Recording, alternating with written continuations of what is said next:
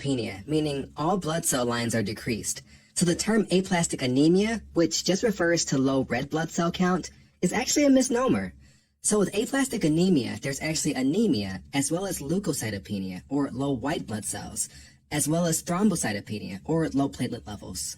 This condition takes many forms, ranging from mild to severe, depending on the cause. Now, red blood cells are produced in the bones of the body, mainly in the bones of the pelvis, ribs, and sternum, through a process called hematopoiesis. This process starts in the bone marrow, the innermost portion of the bone, where the hematopoietic stem cells reside. These serve as progenitor cells for all the different cell types found in the blood.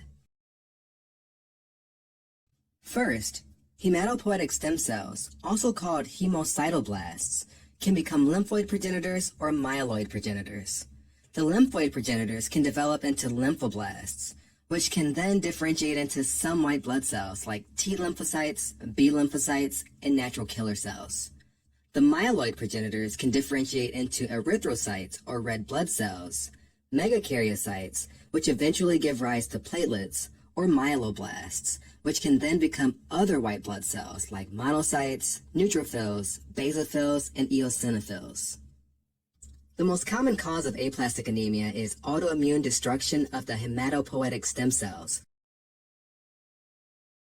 The details of this mechanism are not fully understood, but research shows that there are alterations in the immunologic appearance of the hematopoietic stem cells because of genetic disorders or after exposure to environmental agents like radiation or toxins. This means that the hematopoietic stem cells start expressing non-self antigens, and the immune system subsequently targets them for destruction. As the immune system destroys hematopoietic stem cells, a whole host of complications arise. Due to the low red blood cell count, tissues cannot properly oxygenate, so the heart pumps harder to circulate the red blood cells, leading to chest pain and shortness of breath.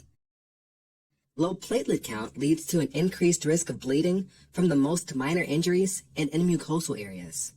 And low white blood cell counts lead to the body's inability to fight off common infections that can lead to sepsis. Now, there are many causes of aplastic anemia, but the disease is most often idiopathic or without an identifiable cause. Definable causes of aplastic anemia include radiation and toxins like insecticides or industrial agents that contain benzene. Drugs that may cause aplastic anemia include chemotherapeutic agents, anti-seizure medications, anti-inflammatory medications like indomethacin, anti-thyroid medications like propylthiouracil and methimazole, and antibiotics like chloramphenicol and sulfonamides.